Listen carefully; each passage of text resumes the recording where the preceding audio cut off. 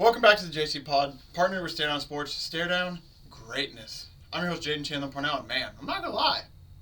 Kind of sad to come on here today because as much as I love doing these shows, as much as I love talking football, the more football we talk at this point, the more we're closer to the end of the season, man. Today, like I said, we talked about it a little bit yesterday. We're going to go over quickly some NFL news because there's only I think 6 or 7 things I want to talk about. And then best bets, early leans for the AFC NFC Championship game. And then we get a week off and then it's the Super Bowl. I mean, I can't believe it's already Thursday. And you want to talk about time flying, man. I'm about to be a week recovered from my hernia surgery, which is crazy to think about. Because like I said, I feel like I just got surgery last week, and then we were watching Chiefs-Texans. We were watching Eagles-Rams. We were watching Bills-Ravens. We were watching Commanders-Lions. We were just watching all these games last week, and now we're down to the final 3 games of the season. We also got the Pro Bowl, which, I'm not going to lie to you, I mean, next week we might name some Pro Bowlers. We'll see. Who cares, right? No, I don't know. We might talk about the Pro Bowl. I don't know. But for the most part, it's just really crazy to think that we're at the end of the season now because it's been a grind, man. It's been a fun season. Man, we started, September 8th? I think it was September 8th. Oh, not September 8th because that was the first Sunday. But whatever that day was, started in September. We're already now to, basically almost the end of January. February 9th, I believe, is the Super Bowl. I want to say maybe 8th, 9th, something around there. So, yeah, truly, truly crazy, like I said, that we're already to this point of the season.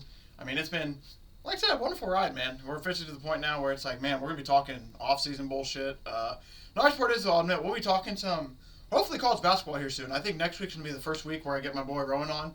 And we're going to try to get him on, if not weekly, at least bi-weekly. And I know I've said that last year and it's not worked out. I'll admit, your boy's he's had some moments behind the scenes where he's like, man, I need to try better to get Rowan on more. So we're going to try to do that. Probably try to turn that damn near into a weekly staple if I can, especially going into the next season. Because like I said, we got some big plans next year. Try to go in 4 or 5 episodes a week. For sure at least 3. I want to try to extend that to 4. 5 is probably a bit of a stretch right now, let's be honest. But 3 to 4, I at least want to try to do that next year. But like I said, we're getting way, way too ahead of ourselves. It is time now to talk some NFL news before I get into these early leans for the AFC NFC Championship game. And I'll talk about it a little bit more when I get into it, but yeah, we're going to start, like I said, with some NFL news. That's awesome. Score me a little pass for 1-2. So apparently Liam Cohen, the OC for the Bucs, is going to withdraw his name from the Jags interviews, and he's going to remain with the Buccaneers. And I'm going to talk about the Jaguars situation in a minute because that was really, really fascinating to learn something about that. But this I wonder if a lot more coordinators are going to do this now, where it's like there's a certain job they want. Like, for example, I'm not going to say that Ben Johnson knew the Bears' job was going to open a year later, but when the Bears kind of stuck around for a year and Ben Johnson didn't go, it makes you wonder if some of these coaches are getting to that point now where it's like, I kind of project this job and this job to be open next year, and I'm kind of looking at those. We've talked a little bit. That's another thing, too. What if they talk behind the scenes like, hey, listen, if this job doesn't go well next year, we're going to interview you again, please. Because eventually, turned it down. For example, if Liam Cohen turned down the Jaguars, I know this situation's going to be different because they are going to have to hire somebody, and at least going to give them 2 or 3 years chances. But what if a situation like that with Ben Johnson? We'll just do it for Bears, for example. And Ben Johnson meets with him last year. He's like, yeah, I kind of like all this a little bit, but I'm going to go do coordinator 1 year, see kind of what's open. And then the Bears go hey, listen, we understand you want to do that. We respect your opinion and everything, but just know that if this doesn't work out, we want you, and we are going to come and find you next season. I wonder if there's going to be a lot more of that now because, like I said, the Cohen, withdrew his name from the Jaguars for very good reason. I wonder if that's going to change now because of the situation that's kind of going on, which we'll talk about here in a minute. But it's going to be good for the Bucs, man, to keep some more continuity because I'm going to talk about it here in a minute. They kind of lost their GM. I don't want to jump to news real quick. We'll talk about it in a minute. Oh, but also, this would help too. Cohen signs a new contract with Tampa Bay that will make him the NFL's highest paid coordinators, or one of them, I guess. So, hey, that also might help you want to stay a little bit longer. The way it sounds, Jaguars are scheduled to have second interviews with Las Vegas Raiders defensive coordinator Patrick Graham and Robert Saleh as well. Oh, ugly. A little bit. Robert Saleh, not a bad name. I'll be honest, I don't know much about those guys either. And it's the Jaguars. We'll talk about that more when we get to the big news I want to talk about with them. Ravens GM, we're looking to extend Henry this offseason. It's water wet. We don't need to start that. But no, in all seriousness, no, I don't think this is too shocking at all. Derrick Henry's shown that he's still Derrick Henry, even at 32 years old. this just goes to look at you with how well he played this year. It's like, just man, why did more teams not go in on him and take the risk? Especially, I'm looking at you, Jerry. But that's a whole another situation that we don't probably need to get into. But it's just weird, man. I shout out to the Ravens over being able to find him because it just sucks. I think for them, like I said, with the loss and everything. Because it's like once you get Derrick Henry, it's like a lot of people, me included, is like, man, that's going to be the thing that takes him over the edge. So just sucks that it wasn't really totally able to take them over the edge. But I think them extending him is going to be awesome. I think that's going to be a huge add for them, obviously moving forward. And very curious to see whatever other moves they make during this offseason. Because it's like, the way they lost and everything, it's like, what do you improve? My guess is defensively. My guess is you give Lamar another wide receiver. Like, obviously, I know he's not going to go in this draft. I mean, I was going to say Jeremiah Smith, but I feel like that's not the best name to use because, I think everybody wants Jeremiah Smith, let's be real. But, no, Mecca Ibuka, that's probably a better name. Like, a guy who's willing to block. I mean, Kirk Herbstreit's up and Pat McAfee, so he's a guy who's willing to block. He'll get his nose dirty. He's one of those guys. He compared him to Terry McLaurin, which is, I'll admit, I want a Terry McLaurin. So I think, you want a receiver kind of like that in the draft. I think that'd be a good ad for the Ravens. But I don't know. We're going to have to keep eyes on it. Obviously, the offseason goes on because, that's one of those teams where it's like they're right there. So it's like, what minor moves can you make to not only keep your roster steady, but also to expand the roster and make it that much even more better? The Cowboys have met with Schottenheimer again for the head coaching job. I don't know. I'm not gonna judge this pick too much because I don't know too much about Brian Schottenheimer when it comes to his coaching experience. He's been part of the Cowboys for the past 3 seasons. He has 2 decades of experience as an assistant coach. He has never been a head coach though. He's a son of legendary head coach Marty Schottenheimer, so obviously it's in the family. So obviously he knows how to coach, but head coaching obviously in the NFL is pretty different. But offensively, that would give them some continuity with Dak and CeeDee Lamb. But also, like we said, we talked about Kellen Moore might be a name they get. I don't know how true that is, but if that's the case, I mean, Kellen Moore, that's another one where he's been in the offense before, so maybe it's not too bad. So, I mean, I don't know. Cowboys search, that's just going to be another one where it's like they're going to need kind of a splashy hire to bring, I think, a lot of the fan base back. Because I think the stat is they're the longest droughted team in the NFC to reach the NFC Championship game. Yikes. I mean, that's honestly shocking to hear because you don't think about the Cowboys being that bad. Shut up.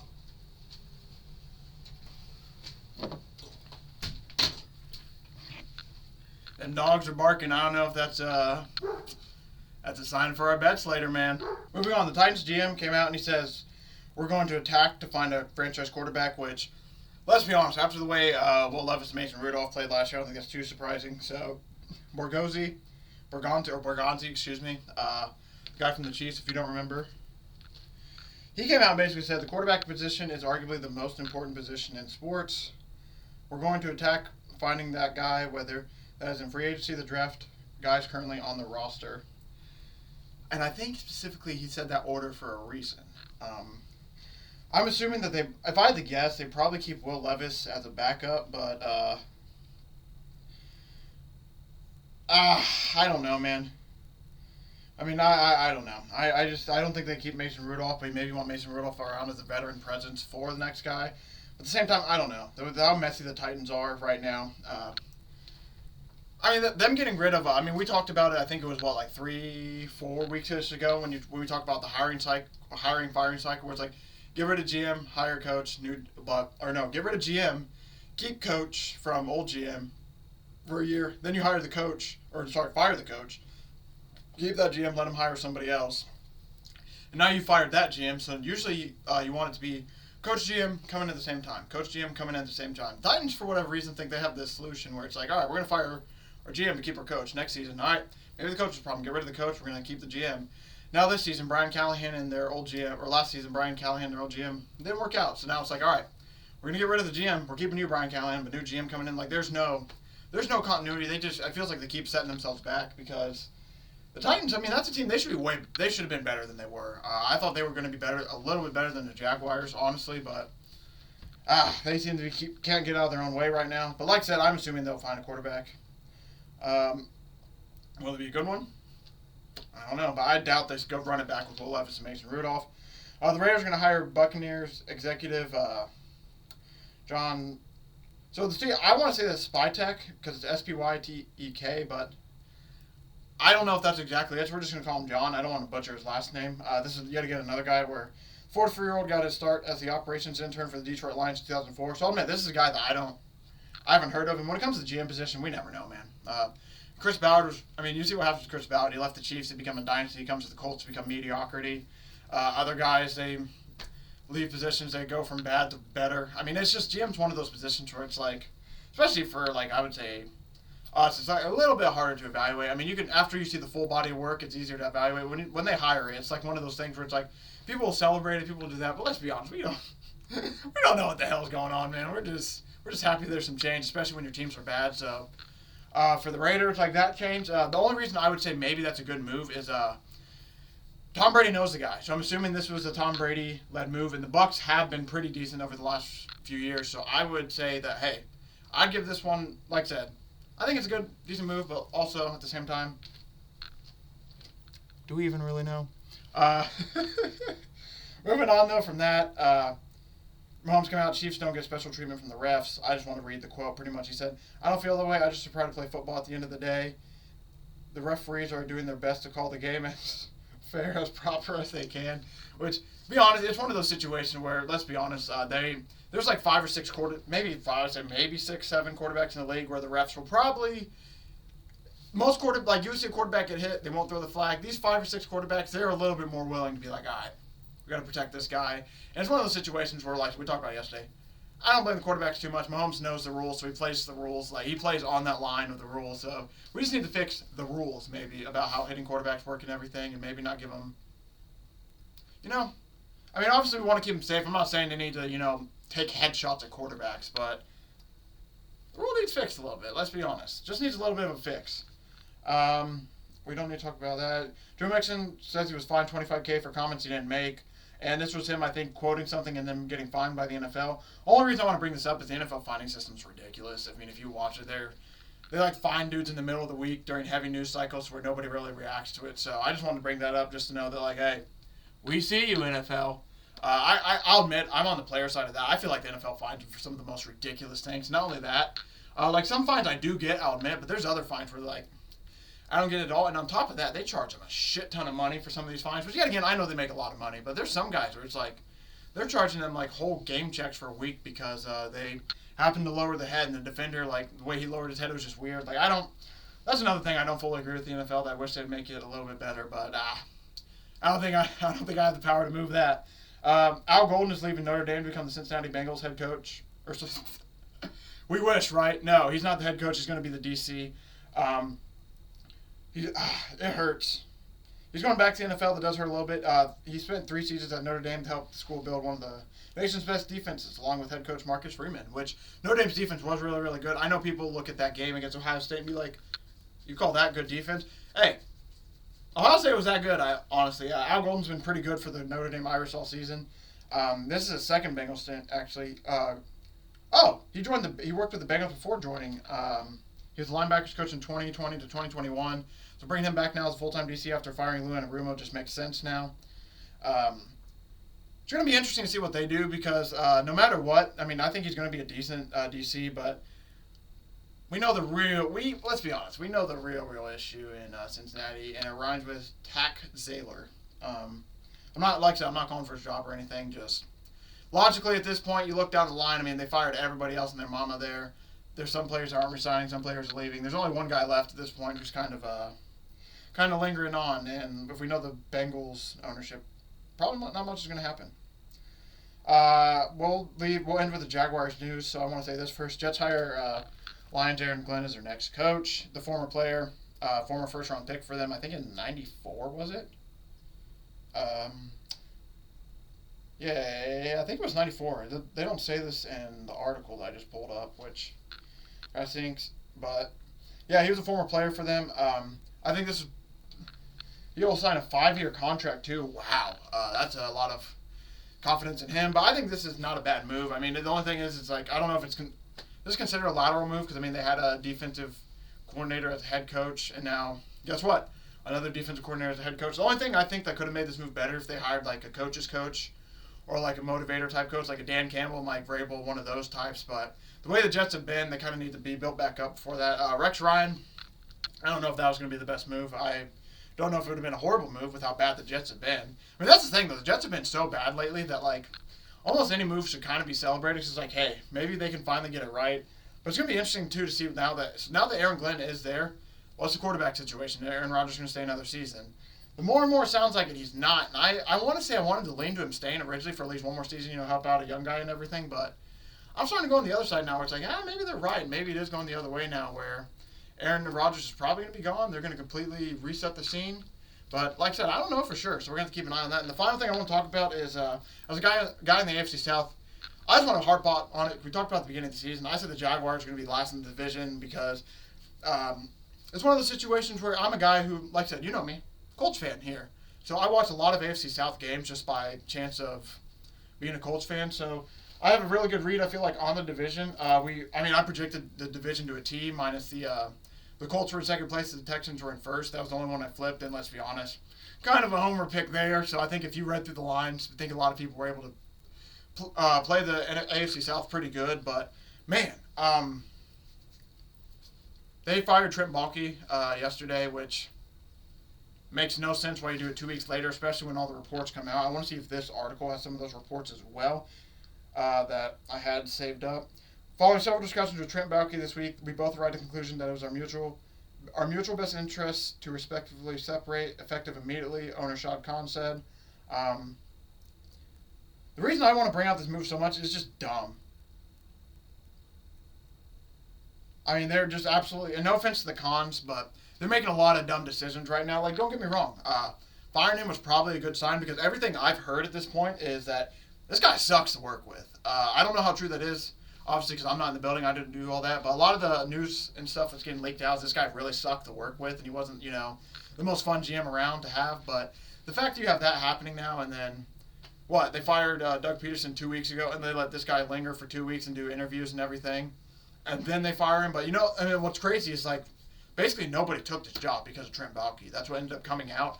Yet again, I don't know how true that is. It's a lot of the reports is that basically all these interviews, nobody's taking these jobs because nobody wants to work with Trent Baalke, which at this point I do give Sean Khan credit for this because he basically said it in an interview with Baalke. He's like, hey, I'm going to listen to people. If they say they want a new GM to be able to work here, I'll be open to it. So I respect him for that point, being like, hey. Because, it does, like, most people, they'll just keep Baalke for another year and then they'll fire him at the end of the season just to, like, kind of stay face.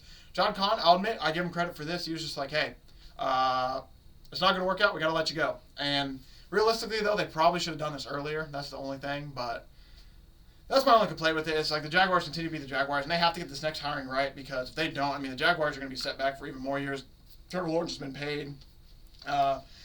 I'm not going to say he hasn't shown improvement because he's gotten slightly better, but he's almost starting to plateau a little bit where it's like he's going to be a top 15 quarterback, but he's not going to be able to push him to that top 10, that top 12 range. His only playoff win is a blown lead against Brandon Staley and the Chargers, which the more you look at that now, that seems like more of a Brandon Staley thing because any other playoff game Trevor Lawrence has been in, the Jaguars just haven't. I'm not going to say they've been amazing, but they haven't been complete dog shit, but they haven't been amazing. So it's like somewhere in the middle.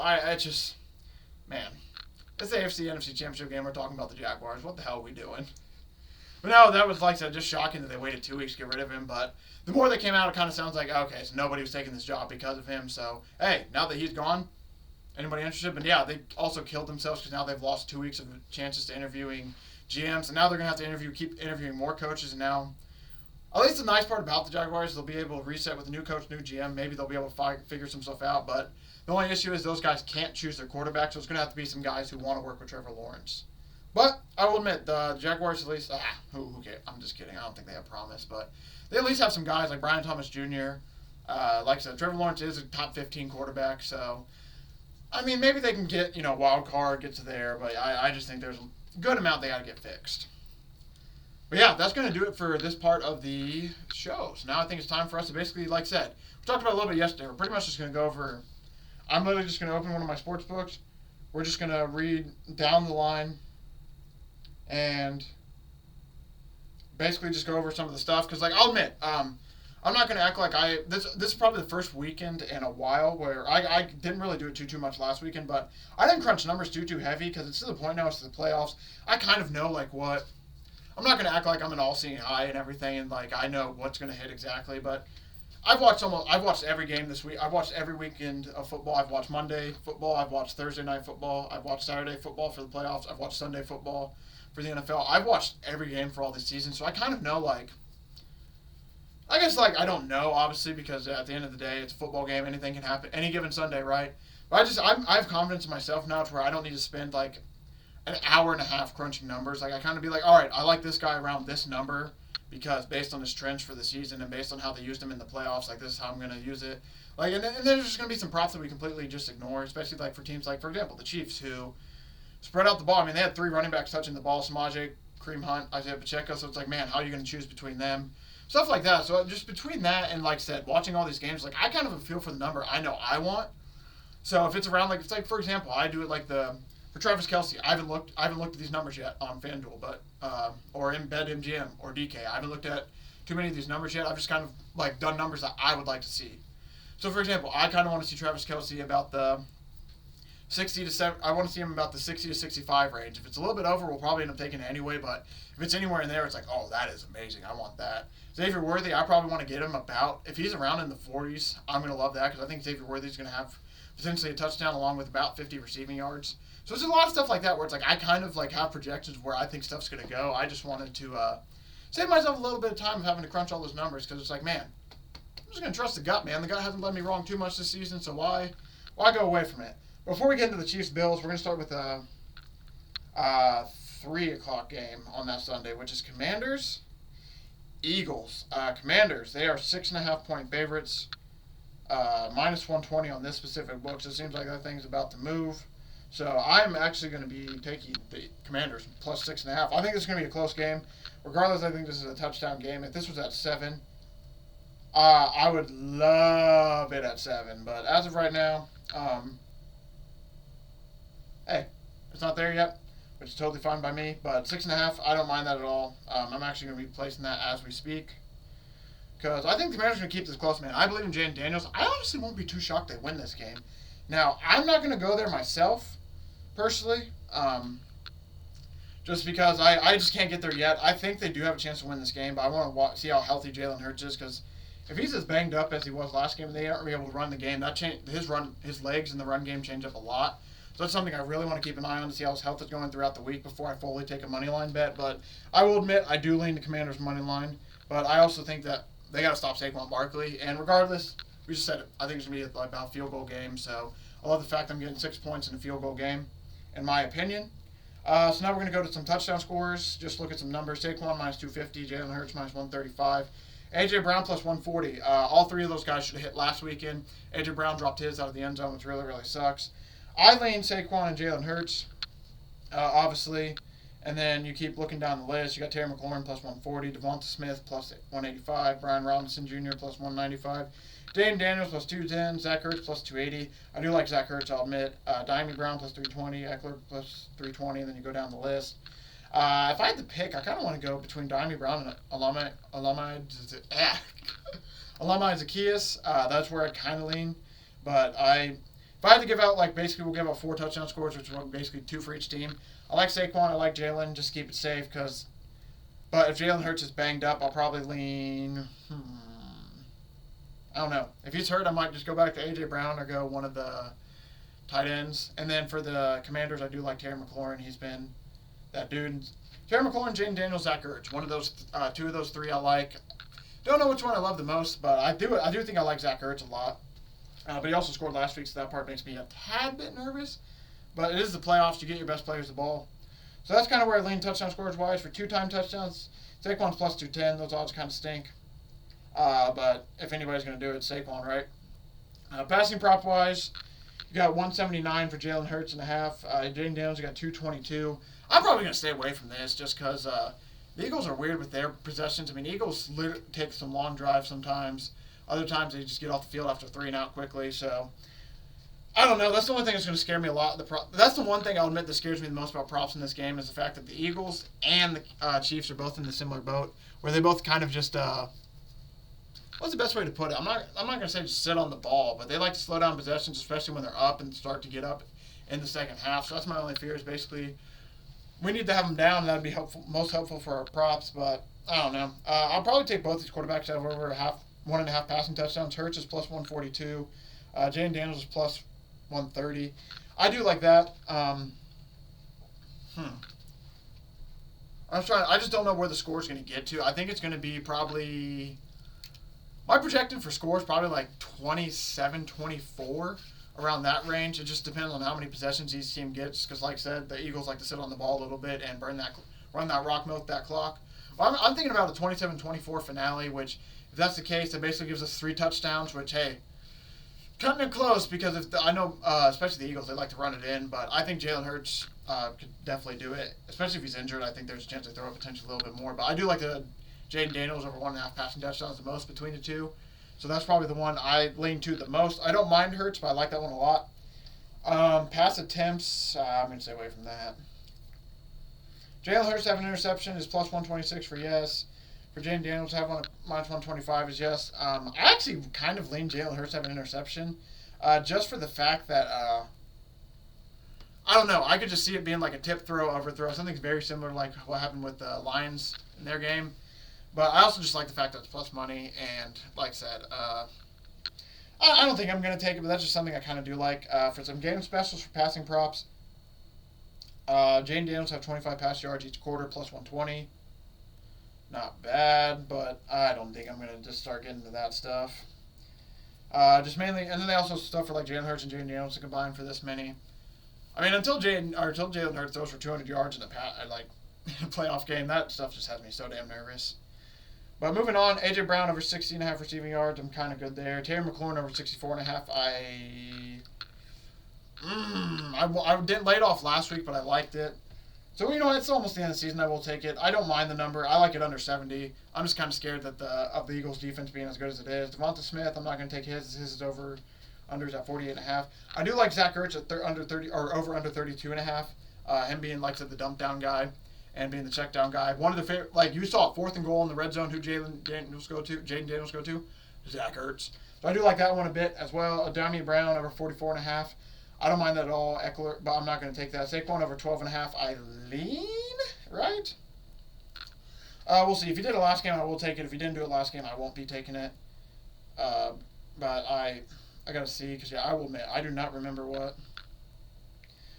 I can't spell. Nice. Saquon Barkley receiving yards last game. What did he get? 4 receptions, 27 yards. Give it to me. I like him over 12.5. And then total receptions. A.J. Brown over 4.5. I'm good. Terry McLaurin over 5.5. We will take 6 for 60. That's a good number. I kind of like for Terry. I think. I'll admit, reception-wise with him, it's confusing with Terry McLaurin. Because some games he'll do nothing. And then other games he'll have great, like last game where he went off. Last game he had a really, really good game, but he had 4 receptions for 87 yards, and you get like 7, 8, 1, 5. There's a little bit of variance there, so I'm going to probably stay away from that actually because of that. Zach Ertz over 3.5. I feel like that's really good. I love Zach. I mean, I love him to get anything under 4.5. I absolutely love because I think he's going to get around 5, honestly. So anything under 4.5, like I said, I really do like. Dallas Goedert over 3.5 is tempting. De'Ami Brown over 3.5 as well. We're going to be taking. He was open a lot, and like I said, if they're going to mainly focus on Terry McLaurin, De'Ami Brown seems to be the guy that's been getting open. So I like him over 3.5 receptions instead of his. Instead of taking his receiving yards, which is around 40 or so, we might just take his receptions. That might be a good way to play that. And then Lamine Zaccheaus. Oh, he's hurt with the hip, so we're going to stay away from that. He was limited in practice, so we're going to stay away from that.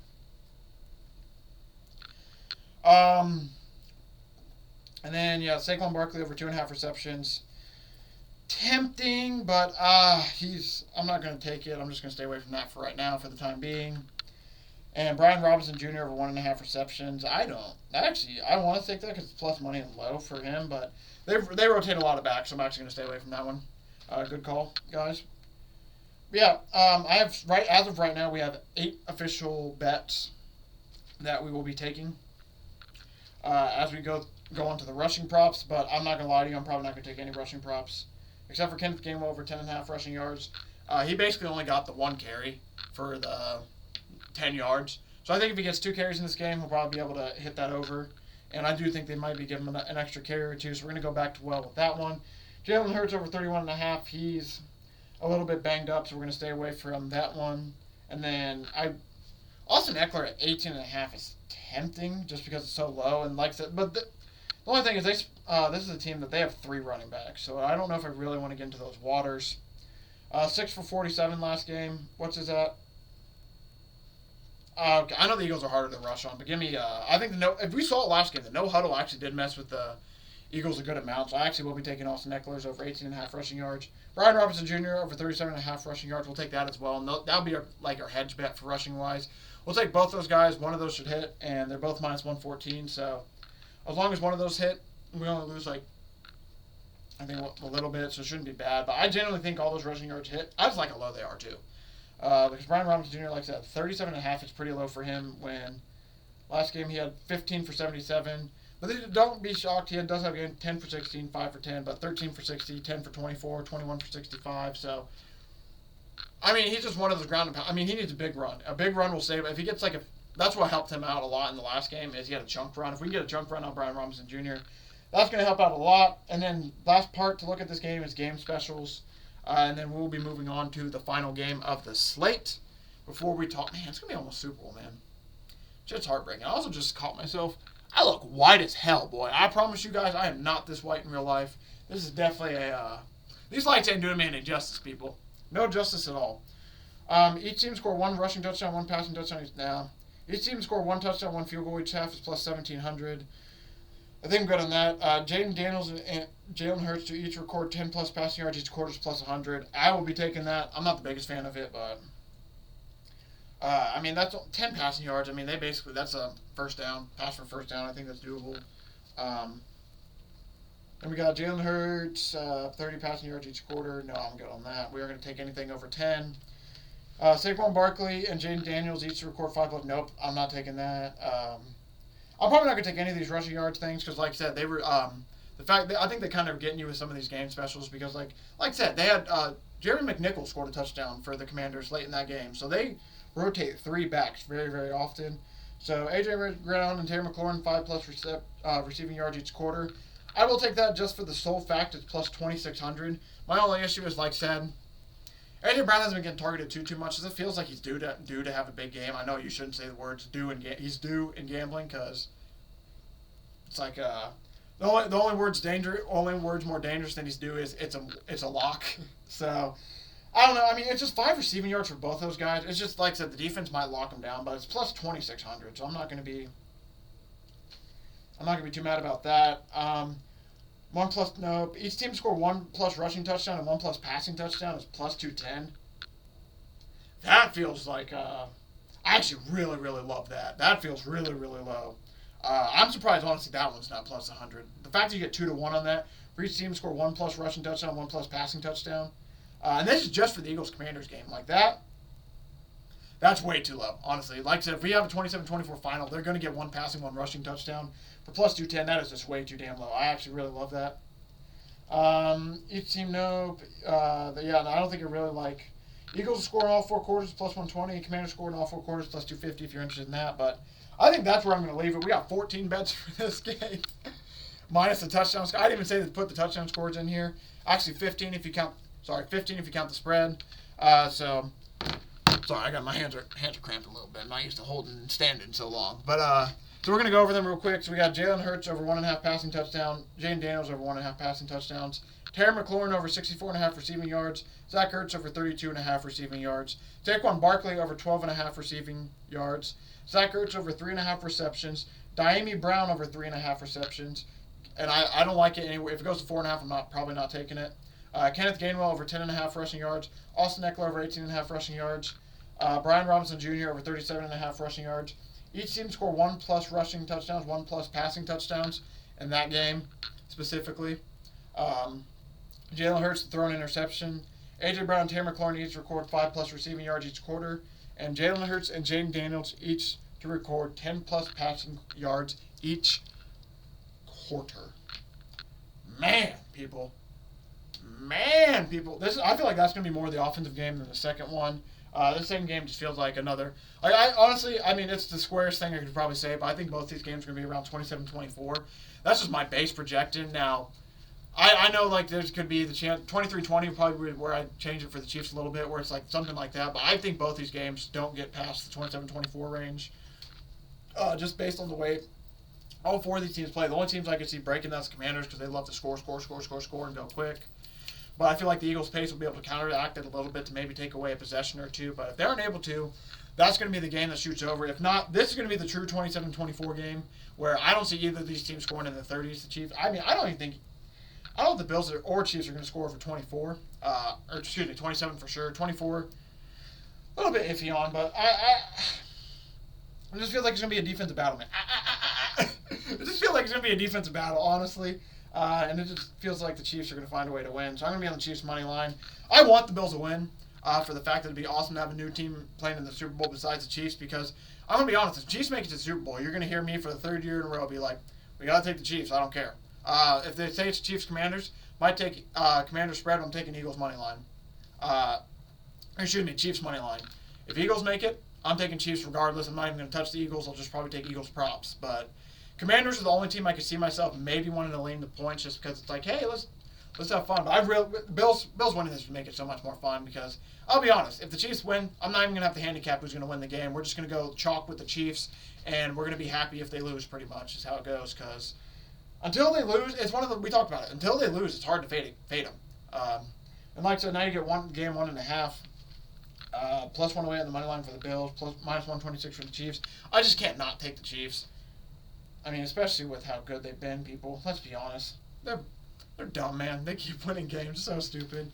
Also, for sure, check out Stare Down Sports. I will probably be writing this article tomorrow because I'm going to go on Rowan's show. I'm going to be talking a little bit there. And then I'm going to listen to probably an extra, 2 or 3 podcasts over the next 3 to 4 days. Actually, probably going to listen 3 or 4. See if there's any other bets that people I like to follow that I'm going to add to my slip potentially. So feel free to check out Stare Down Sports as well. StareDownSports.com, Stare Down Greatness. And we will have some more bets on there than just these. Mainly it will be obviously these, but we'll have some more other than that. Anytime touchdown scores, Travis Kelce plus 130. Give it to me. Travis Kelce to score 2 touchdowns is plus 900. Give it to me. We're probably going to bet Travis Kelce to score twice in both these games. We gave out, I think, him to score. It was on BetMGM. I actually don't know if I gave this out or not. Rowan kind of put me onto it. Shout out to him. BetMGM had a special where Travis Kelce over 343 receiving yards the whole playoffs. They also had Travis Kelce over 4+ touchdowns the whole playoffs at some really, really good odds. I think one was 20-1. Other one was either 43-1 or 30-something to 1. So we took that. So I'm obviously going to just bet Kelce score once and score twice. But at the same time, too, we talked about it, 2 weeks ago when Mahomes said, I expect Kelce to step up in the playoffs. And what did he do? He scored, 100? Let me read the exact stats from last week. Because, I'm not shocked. We knew it was going to happen. Kelce from last week. Just a casual 7 for 117. Something slight. 1 touchdown, long of 49. Should have been a touchdown on that, but man. He's a little bit older, so that he really needed to unhook that trailer. That trailer was dragging some weight behind it on that long run. But overall, like I said, we're gonna go Travis Kelce score there. I like Josh Allen to score a touchdown as well. Running back wise, I kind of want to go James Cook, but we're gonna stay away from that one just because of how much Josh Allen did it last week. We're gonna go. No, I'm not. Sorry, I was thinking of something else. We're actually going to go Xavier Worthy plus 195. I do think they try to get him a trick play at the around the red zone where he gets in against the team that should have drafted him. This just feels like one of those things where, yeah, they're going to try to find a way to get him the ball. And I want to see if I can look at this game from last time these two played. Just to kind of get, it's not going to be the same, obviously, because these two played way earlier in the season. And by way earlier, I'm talking, actually, week 11. That's not as early as I thought it was. I thought it was a little bit earlier than that. But you look at the stats, Xavier Worthy had a touchdown that game as well. Some of the stats in that game, Kareem Hunt was 14 for 60 on the ground. Xavier Worthy 4 for 61. Hopkins 3 for 29. Like I said, you didn't see anything from Kelce in this game. He had 2 for 8. So I think that's going to obviously change. So looking at some of this, I'm thinking it's going to be Xavier Worthy. Hollywood Brown will probably have a play or two in there. But it's probably going to be Xavier Worthy and Travis Kelce. Those are probably going to be the two things they use the most to get ahead over the Bills, because I don't know why the Chiefs running back situation with Kareem Hunt being older and Isaiah Pacheco being as hurt as he was and coming back from a broken leg. I'm not going to say they aren't playing the best, but they just don't have that burst that they both used to have right now. For Pacheco, he's healing, it makes sense. For Kareem Hunt, he's older, it makes sense. So that's what makes me think that Travis Kelce, Xavier Worthy, we're going to need some big games out of them. And then if I had to pick another guy to score, Amari Cooper at plus 550 is tempting. Matt Collins plus 650 is also tempting. I'm just going to stick with Josh Allen, and then we're going to live bet probably a touchdown score for the Bills because, I mean, last week, like I said, it was James Cook tackled. Ray Davis, here you go, touchdown. And then it's like, oh, well, that sucks for us James Cook bettors because he probably should have scored. And then I'll say probably take Khalil Shakir plus 240. Kind of tempted there. We'll just give out Khalil Shakir just to give out another name.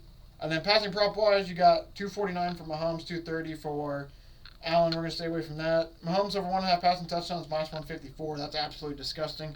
I will give it out, though, because that's something maybe like we put in the Nasty Boy when I make it. We'll say I'll make the Super Bowl Nasty Boy on air. This one I want a little bit more time because, like I said, I want to see a little bit more stats. Josh Allen over 1.5 passing touchdowns, plus 136. I think he's just going to end up rushing it in when they get to the goal line, so I'm probably going to stay away from that one just for that reason. Josh Allen to have an interception. Patrick Mahomes in interceptions, minus 108. Josh Allen to have an interception is minus 102. I'll be taking both these guys in basically the hopes that they're basically almost even odds. So basically we're going to take one, hope it covers the other, but I would not be shocked if there's a turnover by both these quarterbacks in these games, especially with how well the defense have been playing, especially Allen. But you know what? Maybe I'll take those off. Honestly, those might be something I take myself. But I don't know, man. That's one of those. This is why we said early leans and best bets because kind of lean for both those guys to throw an interception, but at the same time, it's like I don't know. Actually, the more I think about it, it's like man, maybe only one of them does. I don't know. Josh Allen played a pretty good, clean game against the Ravens, and Mahomes as well played a pretty decently clean game in his last game out. Receiving wise, now looking at the list, you got Travis Kelce over 16.5. Love it. I have another 7. My projection this week is 7 for 70. Obviously, I know that's pretty square, say 70 exactly, but I just think that he's going to get over 70 receiving yards, and I love that. We're going to see what his receptions are. Xavier Worthy over 49.5. So if it's under 50, we love it. Right at 50, people, we love it. Khalil Shakir went to 55.5. Going to stay off that one. That's a slight bit too much for me. Marquise Hollywood-Brown over 36.5 receiving yards. We will go hit that. Amari Cooper over 17.5 receiving yards. We're going to take that. I just think they need to get him more involved. The fact that he wasn't involved like at all last week was just shocking. So we're going to stay a little bit away from Shakir just because I do think Shakir has the best chance to hit his over out of all of them, but I just think there's going to be a lot of focus on him and Amari Cooper. I just love the fact that Amari Cooper's is so low. Noah Gray over 14.5 is tempting. We're going to take it because if he can get over 2 receptions, I actually do like that. I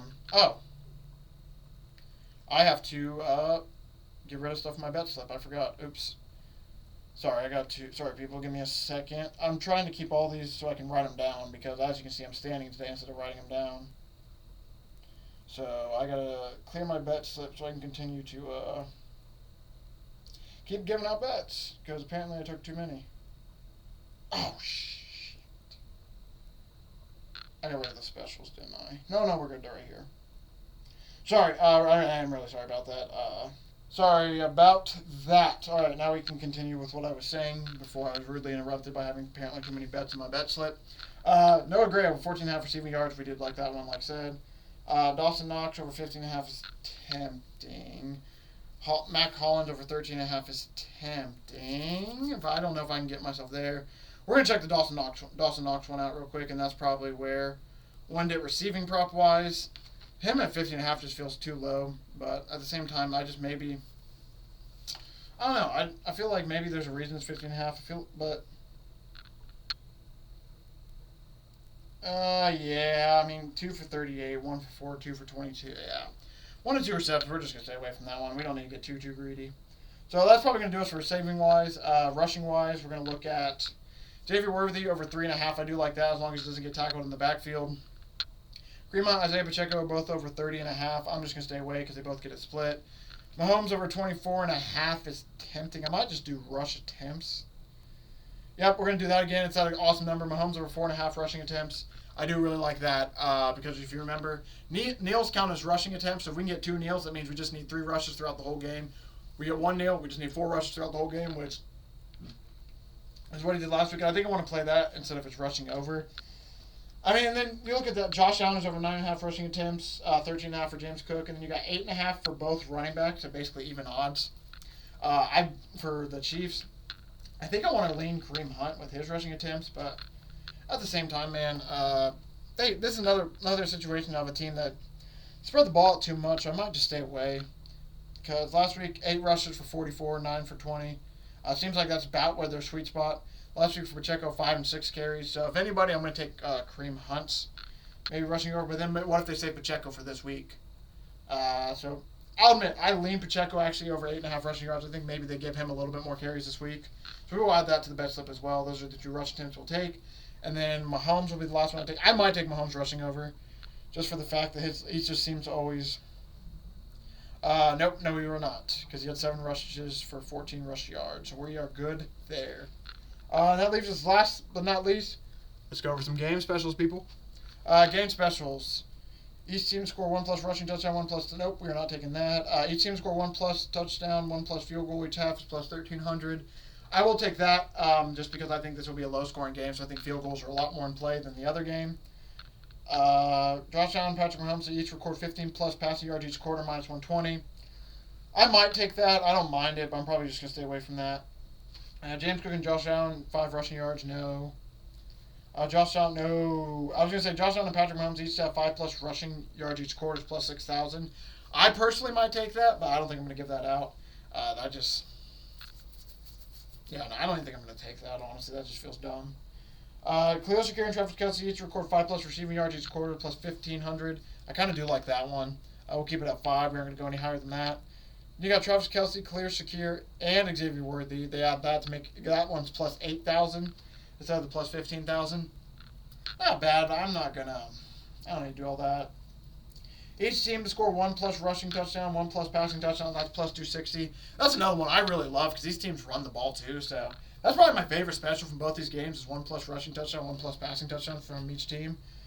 And then we'll probably will do it, honestly, man. Yeah, I don't think there's really too much else I like in this game. So, like I said, we got Chiefs money line, Travis Kelce anytime touchdown, Travis Kelce 2-time touchdown, Josh Allen anytime touchdown, Xavier Worthy anytime touchdown. I'm actually going to remove Khalil Shakir from my list. Not the biggest fan of that one. Mahomes over 1.5 passing touchdowns, Travis Kelce over 67.5 receiving yards, Xavier Worthy over 49.5 receiving yards, Marquise Hollywood Brown over 36.5 receiving yards, Amari Cooper over 17.5 receiving yards, Noah Gray over 14.5 receiving yards. Xavier Worthy over 3.5 rush yards. Isaiah Pacheco over 8.5 rushing attempts. Patrick Mahomes over 4.5 rushing attempts. Each team score 1+ touchdown, 1+ field goal in this game. Khalil Shakir and Travis Kelce each record 5+ receiving yards each quarter. Each team score 1+ touchdown, 1+ field goal each half. And I will admit, quickly for receiving props, we did miss total receptions. Kelce over 6.5, love that one. Xavier Worthy over 4.5, love that one. Khalil Shakir over 5.5, I actually do really like that one. And I kind of like Hollywood Brown over 3.5, but we'll take it, why not? Noah Gray over 1.5, I do like that one as well. Amari Cooper over 1.5 receptions, I think they get him more involved as well. Wow, that's about 30 bets for you people this weekend. Gee! It's going to be a fun weekend, man. With only 3 games left for football, I'm going to spray the board a little bit. Like I said, these are all my early leans and best bets. So I'll give out official plays on the Stare Down Sports article that will go officially against our record. But just know there's a good chance that if I read it out on the show, your boy's going to be in it somehow, some way. But I don't know if I'm going to give out all these bets specifically. So like I said, that's the benefit of watching the show. Is when I watch the show, there's probably a good 5 to 7 bets that I just forget to take. Either forget to take or I just don't give them out because it's like, I'm just going to keep that one for me and the people on the show. And that's nothing against like the article people or anything. It's just one of those things where it's like when I'm typing the article out, I'll read through it again. It's like, I don't really know if I want to give this one out because I don't want to give out like, I'm almost scared to like give out too many losers. Like if I give out too many bets and I go like 14-14, like what the fuck are we doing? Honestly, like situations like that. So when I end up with like 30 bets like this, I kind of like to trim it for the articles. Like the article's a little bit more cleaner, if that even makes sense. But there's a good chance I'll probably end up having a lot of these on that article just for the fact that it's the last 3 games of the season. We might as well spray the board a little bit. And like I said, a lot of these numbers I do kind of like, but there's some numbers I'm a little bit iffy on that. Don't be shocked if you read the article and it's missing. Just because it's missing doesn't mean I didn't take it. I just probably didn't want to give it out again. But like I said, most of these are going to end up on the articles. This is one of those rare cases where I just want to give an example. Like, for example, like Amari Cooper with 1.5 receptions. There's a chance that maybe I just don't add that to the bet slip. there's probably an example, or I probably don't add that to the article, but I'm still going to take it because it's a low number. Because I'll admit, a lot of these are number plays, so that's probably why most of these will end up staying. So I probably just waste your time saying all that, but I just want to make it a little bit more clear for those of you who are wondering, like, wait, why is this on the article, but it's not, or why is this on the YouTube but not on the article?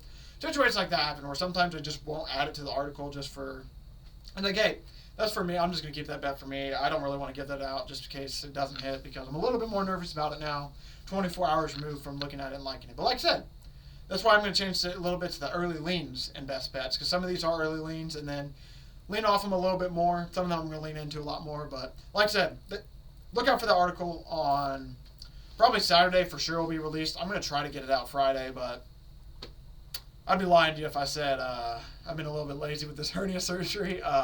I just haven't, I'll admit, I'm going to hopefully start getting back into articles more next week. It's just I've been kind of lazy recovering and everything.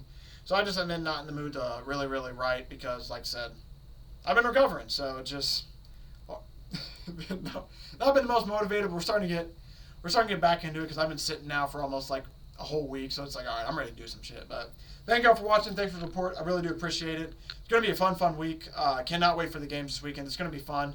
It's going to be really exciting, man, because we're either going to get a rematch of the Eagles-Chiefs. We're going to get a fun game of the Commanders where maybe they're too young and dumb to realize what the Chiefs are, so they have a real shot to beat them versus the Chiefs. Or we might even get Bills, Eagles, Bills, Commanders. I mean, there's a lot of good matches we get. My prediction as of right now, I want to go Commanders, Chiefs just to have fun, but I won't be shocked if the Eagles win. But like I said, thank you all for watching today's report. I really do appreciate it. I'll be appearing on Captain by a Hook tomorrow to basically give out all these bets. I'm going to be giving out all these again, and it'll be a fun time with him. We'll talk some more football. And, yeah, like I said, thank you all for watching. I'll see everyone back in this feed. I'll probably go back to Tuesday. I don't know if I'll be on Monday for sure, but if not, which I'm assuming I probably won't be on Monday, I'll probably go back to Tuesday because now that I'm fully healthy and everything, I can get back to the normal schedule. So, assuming I don't see everybody on Captain by Hook tomorrow, I'll see you back in this feed on Tuesday to react to the AFC and NFC Championship game.